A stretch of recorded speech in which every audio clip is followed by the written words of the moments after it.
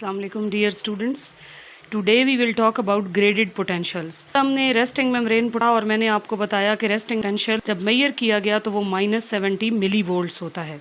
अब जो graded potentials होते हैं वो क्या देखें, मेम्ब्रेन पोटेंशियल के अंदर चेंज आना शुरू होता है और वो रेस्टिंग मेम्ब्रेन पोटेंशियल से चेंज होता है प्रोड्यूसिंग इलेक्ट्रिकल सिग्नल।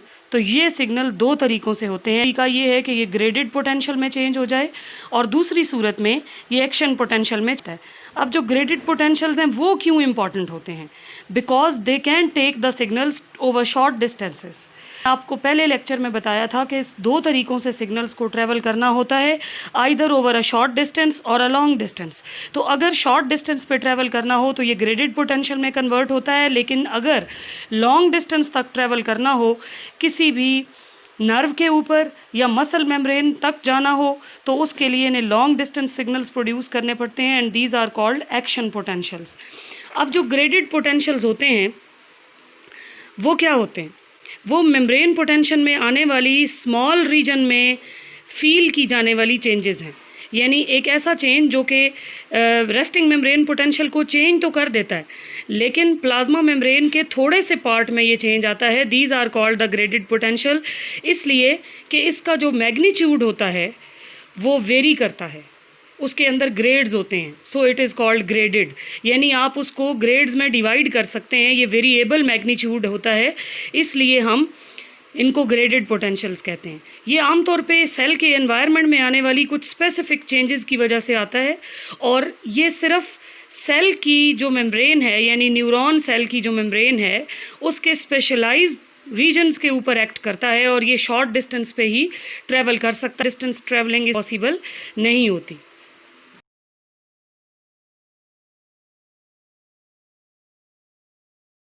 बेटा आज हम ये भी पढ़ेंगे कि मैकेनिज़्म ऑफ न्यूरॉन एक्शन क्या होता है, यानी न्यूरॉन को किस तरह से काम करना होता है। तो मैंने जैसे आपको बताया कि जब एक न्यूरॉन एक्शन पोटेंशियल में आता है तो उसकी रेस्टिंग मेम्ब्रेन पोटेंशियल में चेंज आ जाता है and that is change into action potential. This is called nerve impulse. Nerve impulse और कुछ नहीं है सिवाय इसके कि रेस्टिंग मेम्ब्रेन पोटेंशियल के चार्जेस का के अंदर तब्दीली आ जाए और वो एक्शन पोटेंशियल में बदल जाएं। अब जो रेस्टिंग मेम्ब्रेन पोटेंशियल है या चेंजिंग उसके अंदर आने वाली जो चेंज है रेस्टिंग इलेक्ट्रिक पोटेंशियल में अक्रॉस द प्लाज्मा मेम्ब्रेन, वो एक की फैक्टर है कि वो एक नर्व इम्पल्स को प्रोड्यूस भी करता है, यानी क्रिएट करता है और उसको सब्सीक्वेंटली कंडक्ट करता है। सब्सीक्वेंट कंडक्शन का मतलब ये है कि एक न्यूरॉन से दूसरे न्यूरॉन तक या एक न्यूरॉन से इफेक्टर तक उसको ट्रैवल करवाता है। अब जो स्टिम्युलस है वो इतना स्ट्रॉन्ग ज़रूर होना चाहिए कि वो एक इम्पल्स क्रिएट कर सके। तो एक स्टिम्युलस की वो या इतनी स्ट्रेंथ जो कि एक रिस्पॉन्स क्रिएट कर सके या एक इम्पल्स को इनिशिएट कर सके, उसको हम थ्रेशोल्ड स्टिम्युलस कहते हैं। जब ऐसा स्टिम्युलस किसी भी प्लाज्मा में पॉइंट के ऊपर अप्लाता है, एक स्टिम्युलस कोई भी इतना स्ट्रॉन्ग जो एक इम्पल्स प्रोड्यूस करने की एबिलिटी रखता हो, जब वो किसी भी प्लाज्मा मेम्ब्रेन के एक पॉइंट के ऊपर अप्लाई किया जाता है तो उसकी परमेबिलिटी को चेंज कर देता है। अब परमेबिलिटी में क्या चेंज आता है? That becomes more permeable to sodium ions. तो अब जैसा हमने लास्ट लेक्चर में पढ़ा था कि सोडियम आयंस की कंसंट्रेशन बाहर की तरफ ज़्यादा है in the fluid outside the membrane, इसी वजह से वो बाहर से पॉजिटिवली चार्ज होता है। अब जब मेम्ब्रेन अपनी परमेबिलिटी को बढ़ा देगी, परमेबिलिटी ये है कि वो अपने अंदर से चीज़ों को गुजर जाने दे, तो जब वो अपनी परमेबिलिटी को बढ़ा देगी तो पॉजिटिव चार्ज सोडियम आयंस का इनफ्लो बढ़ जाएगा, यानी वो तेज़ी से अंदर की तरफ आएंगे।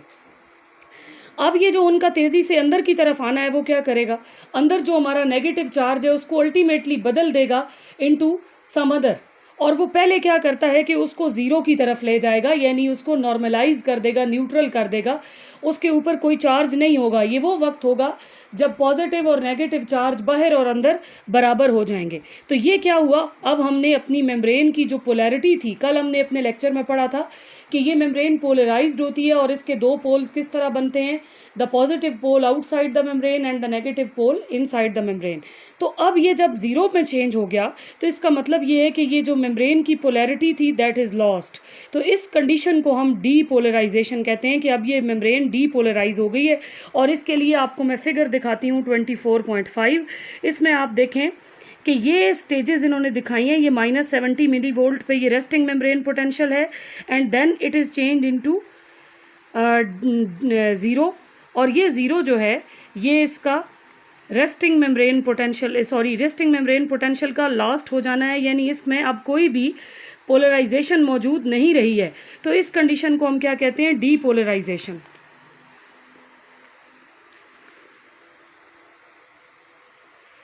अब जब इसकी एक बार डीपोलराइजेशन हो जाती है और ये एक सर्टेन लेवल तक पहुंच जाती है तो स्पेशल सोडियम चैनल जिनको वोल्टेज ऑपरेट करती है वो वोल्टेज गेटेड चैनल्स भी कहलाते हैं, and they are sensitive to membrane potential changes, वो क्विकली ओपन हो जाते हैं।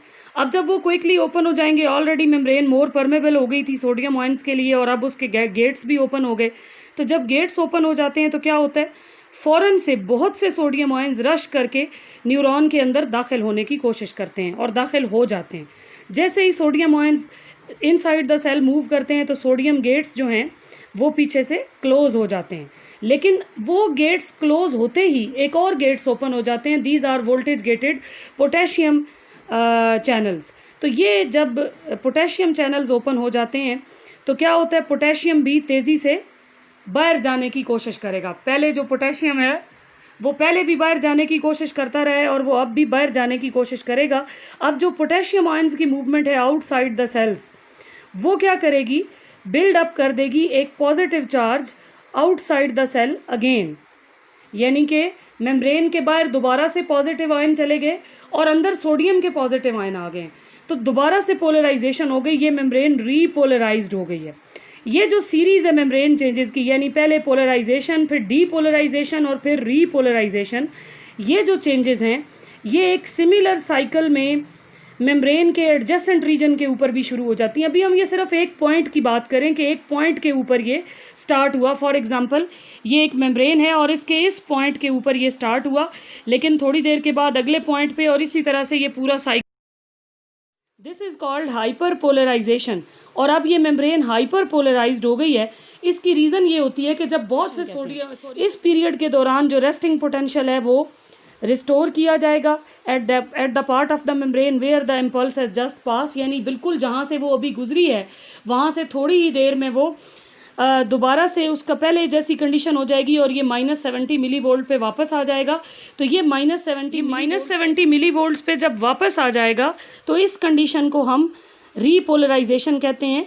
लेकिन जब तक ये -70 मिली वोल्ट पर वापस नहीं आता, हर एक्शन पोटेंशियल के बाद एक ऐसा शॉर्ट इंटरवल आता है जब कोई भी और एक्शन पोटेंशियल कैरी करना पॉसिबल नहीं होता, इसलिए कि मेम्ब्रेन हाइपर पोलराइज्ड हो जाती है कि वो -70 मिली वोल्ट से भी ज़्यादा नेगेटिव हो जाती है।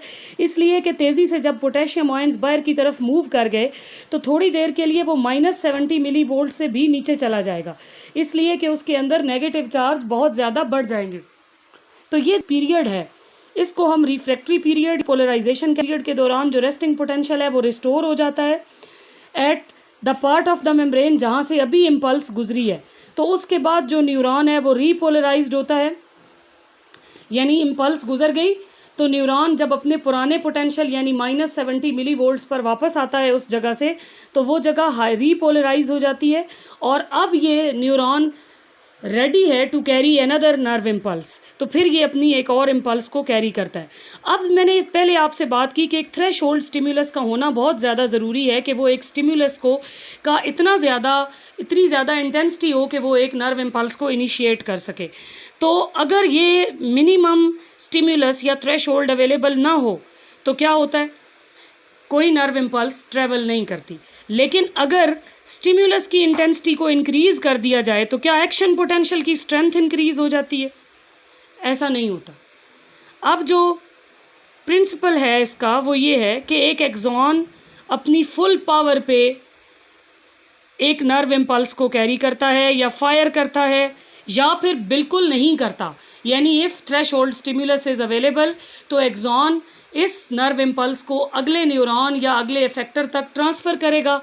लेकिन अगर ये अवेलेबल नहीं है, थ्रेश होल्ड स्टिम्युलस या threshold intensity of stimulus available नहीं है, तो फिर ऐसा नहीं होगा।